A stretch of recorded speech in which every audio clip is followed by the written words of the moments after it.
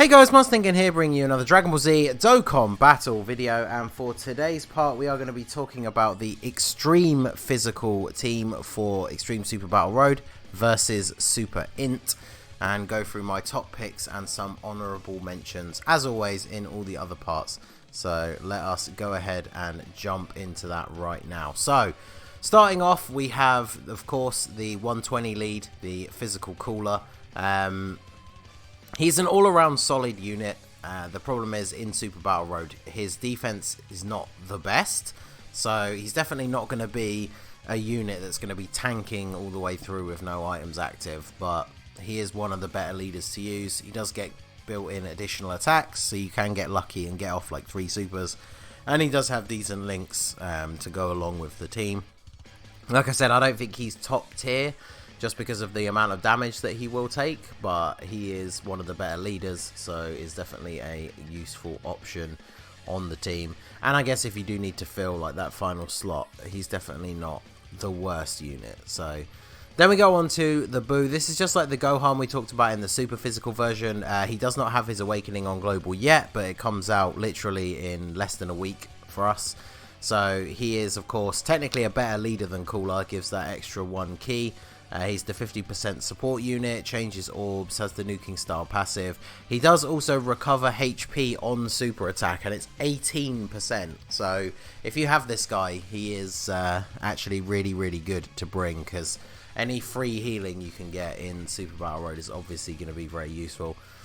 Plus, of course, it goes without saying that the 50% supports are insane to use on this stage, just because of the huge buff that they give to everybody. So, and then with the Link update coming soon, Majin, or just Buu units in general, were some of the biggest recipients of a huge upgrade thanks to the Link update. So if Extreme Super Battle Road does end up dropping for us after the Link update, which is very possible, you can make these guys even better. So then we go on to Goku Black. With his EZA, he is technically slightly better on global, because he provides that 3 key to extreme class allies. He has the same leader skill as Cooler, so I guess really he's a better leader than Cooler as well. He does immense damage to the enemy and greatly lowers their attack, which is super useful for Super Battle Road. It's greatly lowers as well. So like if you can get an additional super off of him, you just completely nerf one of the enemies in that one turn.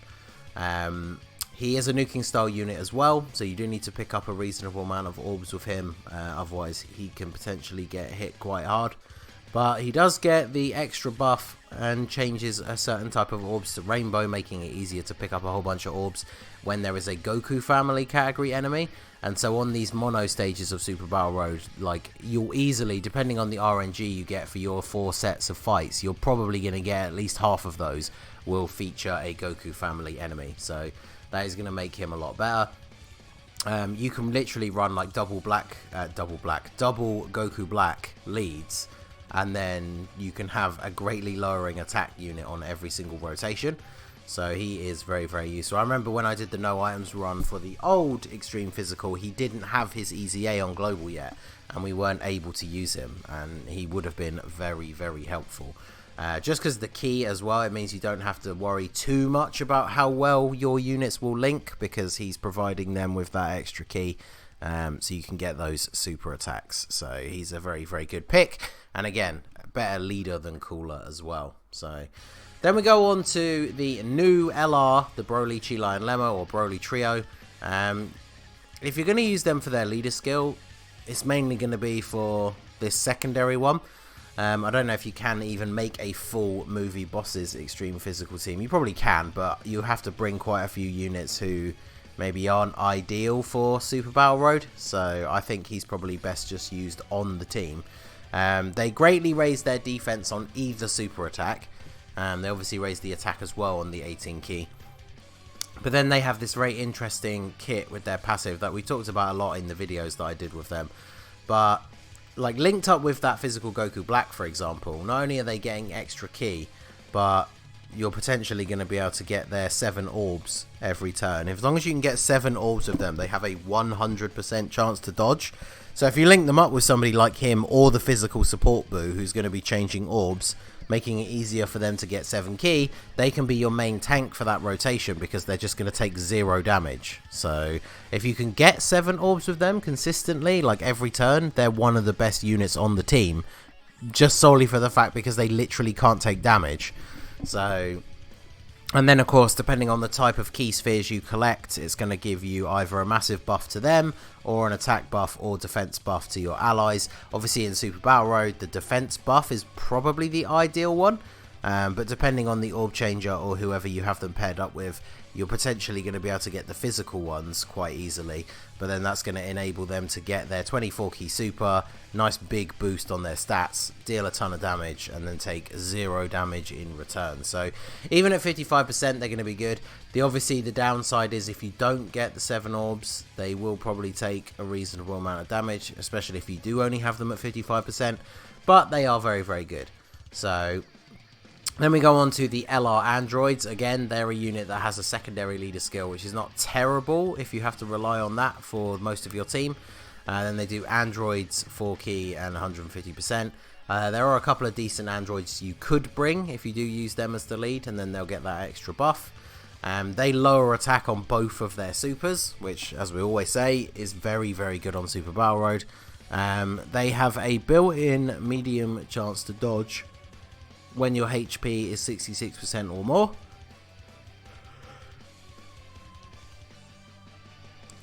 And they give Android category allies 2 key and 40% extra attack. And of course, you do get the opportunity to transform into 16 when there are another 2 or more Android category allies on the team, or when you're facing enemy include, which is not going to be happening in this. So basically, if you take enough damage in the first turn and you have more Android allies on the team, you could technically transform very early on. And then once you transform into 16, 16 is an insane tank. So even on Extreme Super Battle Road, he won't take that much damage outside of a super attack. And he does greatly raise his defense on his 12 key. So if you're going to use the transformation on Super Battle Road, you ideally want to go for his 12 key, because his 18 key sacrifices a little bit of your HP. Whereas his 12 key greatly raises his defense and still lowers attack. So he'll be so good if you get him to transform. He'll be an absolute defensive juggernaut, and he can still lower their attack as well. So very, very good. Then we go on to another Android unit, the LR Cell. Now LR Cell gets underrated quite a lot, I think. But for Super Battle Road, he can be pretty useful. He doesn't have the best defense. So admittedly, he will take quite a bit of damage when he actually gets hit. But his 12 key super is an AoE that also recovers 10% HP. So kind of goes without saying how good that is on Super Battle Road. Even if you've only got one enemy left, you can just go for the 12 key super just for a little bit of extra free healing. Plus, at the start of the fight, when all the enemies are alive, he does get additional key and attack per existing enemy. So it just makes it a little bit easier to get the super with a bit of bonus attack as well. So there's not really much else to say about this guy. He's very good. Obviously, once you get down to one enemy, if you feel like you don't really need the little bit of healing, you can go for his 18 key, and he does actually deal pretty good damage with his 18 key super as well. So he is a very good unit. Then we have the physical Super Saiyan Broly from the Broly movie. Again, he could be used as a leader. It is possible to make a full movie bosses / full power extreme physical team. But again, some of the units that you'd have to bring, not necessarily the best, and because he doesn't have like an extreme physical sub lead, you can't include any units who aren't on those categories, so it does make it a little bit difficult. But he does have an AoE super attack. He's not the best tank though, so he will take a fair bit of damage. And then if you do get to the 4th turn, he will transform. Again, he's still not going to be the best defensively, but then at this point he's like going to fire off potentially 2 or 3 supers in the one turn, deal quite a lot of damage. So he's definitely a unit for most people who will be using items. He should be okay as long as you have a defensive item active, and you're going to be able to do a little bit of extra damage in the first couple of turns because he does hit everybody. So he is a decent choice for the team as well. Then we go on to Dabura. So he's a newer unit. He is a Majin Buu Saga category lead. I think you could make a Majin Buu Saga team. It definitely wouldn't be the best because there's a lot of units that you would have to leave off. But he could be useful. He has a solid attack and defense in his passive. He raises defense on super attack as well, so he will tank reasonably well. He has a medium chance to stun the attacked enemy, which is only 25%, but you can see that's part of his passive. So even if you can't get a super attack with him, he will still be able to potentially stun. Although it's going to be fairly easy to super with him because he gives Majin Buu Saga category extreme allies 2 key and attack and defense 30%. So obviously that includes himself. If you had this guy linked up with the physical support Buu, between them they would be giving each other 5 key and like 80% attack and defense. So those two could work really well together. Doesn't have the best links in terms of key. Yeah, he's only got fear and faith, so you could potentially find good link partners for him, but he sort of mitigates it a little bit by giving himself key. Obviously, if you have him on rotation with a non-Majin Buu Saga unit, they're not going to be getting any support from him key-wise, but he is at least somewhat self-sufficient, and like I said, he does not need to actually super to get the chance to stun, so he could be very useful as well.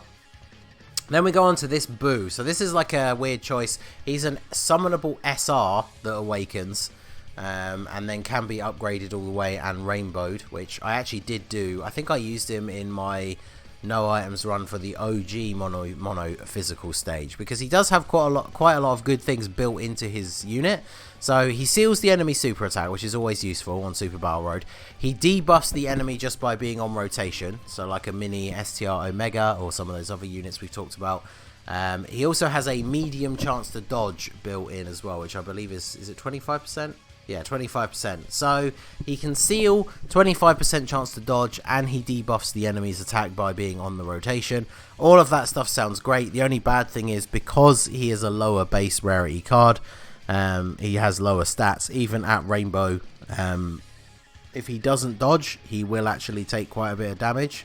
So your fate is kind of in the hands of RNG if you put this guy in front of a bunch of attacks. But I do think he can be useful on the team, and then of course depending how you are building it, he is in the Majin Buu Saga as well, so he'll work well alongside units like the Dabura. So then we have the magnificent Squadron, the Thousa aka Cooler's Armor Squad. I don't know, I haven't actually checked if you can make a full Terrifying Conquerors physical team. You might be able to. They lower attack with their super, which is really good. They get 30% attack and defense per Terrifying Conquerors ally on the team, so there are quite a few that we've been over already. You definitely want to have, I would say, at least 3 or 4, so their defense is at least at a minimum 90%, otherwise they're going to get hit really, really hard. They launch 2 additional attacks, each of which has a rare chance of becoming a super when there is an ally whose name includes Cooler on the team. So he doesn't have to be on the rotation, and obviously that applies to the physical 120 Cooler, who you will potentially be running as the leader, who is of course a Terrifying Conquerors unit as well. So if you're going to be using physical Cooler in any capacity, these guys are a pretty decent addition to the team.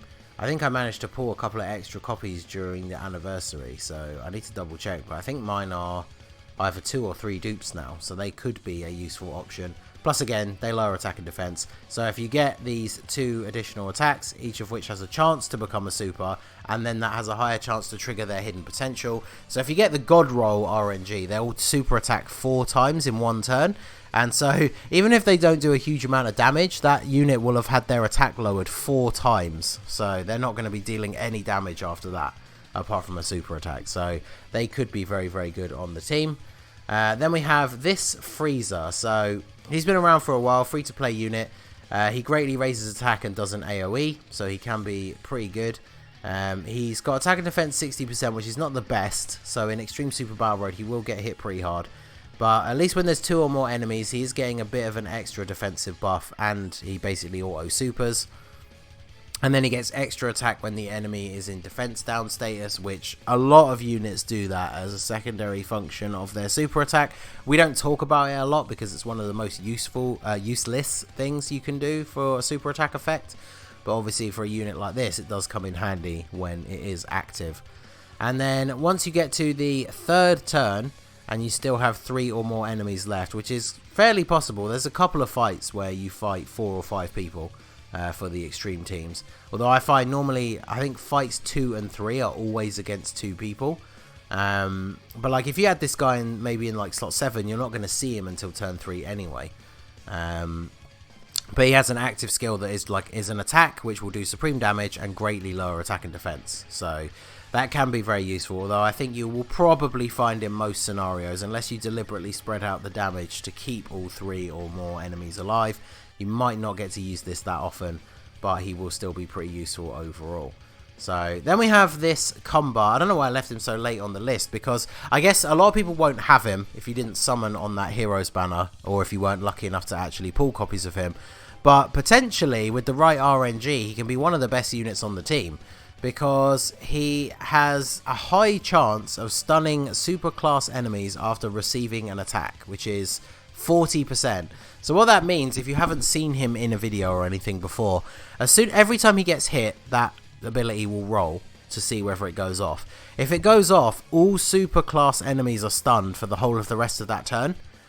So what that means is if you put him in slot 1 against like a group of enemies, even on the first turn of the fight, and if that procs the first time he gets hit, that's it. There's no more attacks for the rest of the turn. And then he gets off his super, he greatly lowers attack. Then your other 2 guys will get to attack, and that's it. You don't take any more damage for the rest of the turn. He has attack and defense 150%, which is pretty decent. So even if he does get hit, he's not going to take like no damage. He's not going to be tanking for double digits or anything, but he will take less damage than some other units. And then, yeah, has that potential to stun. So if you are going to be using items, if you pop a Whis or an Icarus and then just put this guy in the first slot, even if he doesn't proc his passive until the 2nd or 3rd attack, he's going to be taking a lot less damage thanks to the item, and then everyone's going to be stunned, and you can deal a whole ton of damage. So he can be really good. He can work well alongside like the Broly units. But he does give himself 2 ki from his passive, so that helps him as well. And you have a high chance of turning into a Great Ape when HP is 50% or less, and Super Battle Road is always the place where you're going to be on lower health more often than other modes. He turns into a Great Ape, you're just going to get a couple of turns of free damage, plus he gives himself 2 ki as an ape, so he will actually be a lot more likely to super, because you only need to pick up 4 ki instead of 6 for each of his attacks. So I definitely will recommend using this guy if you have him. And then the final unit I thought of to talk about is, I was going to say the OG, but I mean he is pretty old, the physical Omega Shenron. So just like the STR one, he debuffs all enemies attack just by being on rotation. It is only 20% though, which isn't the hugest number in the world. I noticed even on the OG mono stage, if you just have him on the rotation as the only person who's lowering the enemy's attack, even at Rainbow, he will still take a fair bit of damage. So he might not necessarily be the best unit. He's obviously not got a leader skill that's viable at all, because there's barely any Shadow Dragon Saga units, and then his secondary leader skill is only for 50%, which is just nowhere near good enough for Extreme Super Battle Road. But if you need an extra unit, if you can't fill that 6th slot, he is good. He can hit hard, he can do multiple supers, and then he does at least nerf the enemy a little bit. So if you combine that with another unit that is lowering attack, it can definitely help get you off to a good start with nerfing the enemy, so you're not taking tons of damage. So there you go, that is my top picks and some honourable mentions for Extreme Physical. Let me know if you think I missed anyone. Shout out to someone in the comments yesterday for the Super Physical video. I completely forgot to talk about LR Krillin, who would be an excellent choice for Super Physical. So I do try and think ahead of all the units that I would like to use by looking at my box. So I don't know how I forgot that guy. So let me know. That's the whole point. We can discuss in the comment section down below. If you think there's anyone I missed, let me know what team build you are going to run, and we can talk about it more below. So that is going to be it for the video, guys. This has been the Master Ningen. Smash that like button, subscribe to the channel if you are new. You can follow me on Twitch or join my Discord. The link is in the description below, and I will see you all again soon. Have a good one.